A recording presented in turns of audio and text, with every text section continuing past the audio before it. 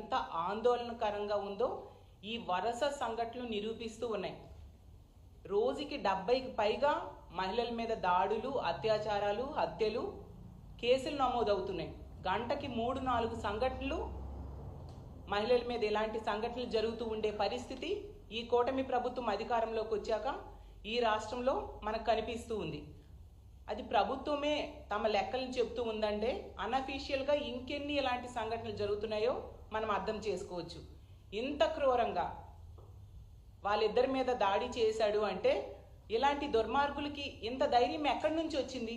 ప్రభుత్వం తాలూకా ఉదాసీనత, ప్రభుత్వం తాలూకా నిర్లక్ష్యం.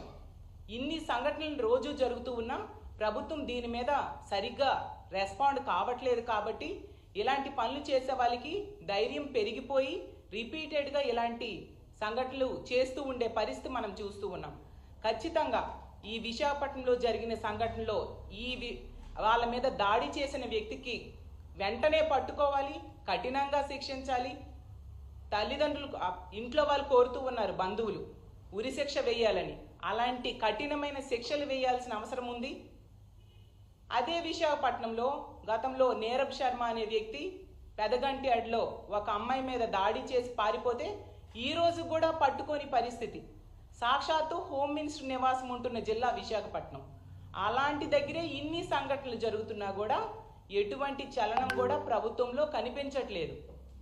ప్రభుత్వం తాలూకా ఉదాసీన వైఖరిని అలుసుగా తీసుకొని ఈరోజు ఇలాంటి సంఘటనలు రిపీట్ అవుతూ ఉండే పరిస్థితి మనకు కనిపిస్తూ ఉంది. హోమ్ మినిస్టర్ గారి సొంత జిల్లాలోనే ఇప్పటికీ 22 పోక్సో కేసులు నమోదయ్యాయి. బాలికల మీద, మైనర్ బాలికల మీద ఇలాంటి సంఘటనలు జరిగాయి అంటే ఎంత దురదృష్టకరం మనం అర్థం చేసుకోవచ్చు. ఇలా రాజమండ్రి విషయమే తీసుకుంటే ఇందాకే తల్లిదండ్రులు వచ్చి మా అధ్యక్షులైన జగన్మోహన్ రెడ్డి గారిని కలవడం జరిగింది. జగనన్న ఆ కుటుంబానికి మా పార్టీ అండగా ఉంటుందని చెప్పడం జరిగింది. ఆ కుటుంబానికి, ఆ పాపకి న్యాయం జరిగేంత వరకు కూడా సహాయ సహకారాలు అందిస్తాము, న్యాయ పోరాటానికి పూర్తి సహాయ సహకారాలు అందిస్తామని చెప్పి ఆ కుటుంబానికి ధైర్యం చెప్పడం జరిగింది. 10 రోజులు అవుతూ ఉంది రాజమండ్రి సంఘటన జరిగి. 23వ తేదీన జరిగింది. ఈ రోజు కూడా ముఖ్యమంత్రి గారు కానీ, మంత్రులు కానీ, డిప్యూటీ సీఎం గారు కానీ, హోమ్ మినిస్టర్ గారు కానీ అక్కడికి వెళ్ళి ఆ కుటుంబానికి ధైర్యం చెప్పడం, అండగా నిలబడడం చేయలేదు. కనీసం సీసీటీవీ ఫుటేజ్ కూడా ఈ రోజుకి తల్లిదండ్రులకి ఇవ్వని పరిస్థితి మనకు కనిపిస్తూ ఉంది. ఎంత నిర్లక్ష్యము ప్రభుత్వానిది అనేది క్లియర్గా అర్థమవుతూ ఉంది. అలాగే తీసుకుంటే ఇప్పుడు ఈ సంఘటన జరిగింది. ఇన్ని సంఘటనలో కూడా ప్రభుత్వం ఈ దిశ యాప్ను కనుక కొనసాగించుంటే ఇలాంటి సంఘటనలు జరిగేవా? కొన్ని శక్తి యాప్ అని దిశ యాప్కి పేరు మార్చి వీళ్ళు తీసుకొచ్చారు. గతంలో అదే దిశ యాప్కి వేటకారం చేసిన వ్యక్తులు ఈరోజు అదే దిశ యాప్ని పేరు మార్చి శక్తి యాప్ అని చెప్పారు. హోమ్ మినిస్టర్ గారు చెప్తూ ఉన్నారు శక్తి టీమ్స్ పనిచేస్తూ ఉన్నాయని. ఏవా శక్తి టీమ్స్? మరి ఎందుకు వరుస సంఘటనలు జరుగుతూ ఉన్నాయి? ఎంత నిర్లక్ష్యంగా వీళ్ళు ఉండడం సమంజసమా? ఈ రాష్ట్రంలో మహిళల భద్రత గాలిలో దీపంలా ఉండాల్సిందేనా? అడుగడుగునా చూస్తే ఎక్కడైనా నిందితులు, బాధితులు ఉంటారు. బాధితులకి ప్రభుత్వం అండగా నిలబడాలి, నిందితులకి కఠినంగా శిక్షించాలి. ఈ కూటమి ప్రభుత్వం అధికారంలోకి వచ్చాక మాత్రం నిందితులకు అండగా నిలబడుతుంది, బాధితులకి ఎటువంటి సహాయ సహకారాలు అందించని పరిస్థితి మనకు క్లియర్గా ప్రతి సంఘటనలో కూడా కనిపిస్తూ ఉంది.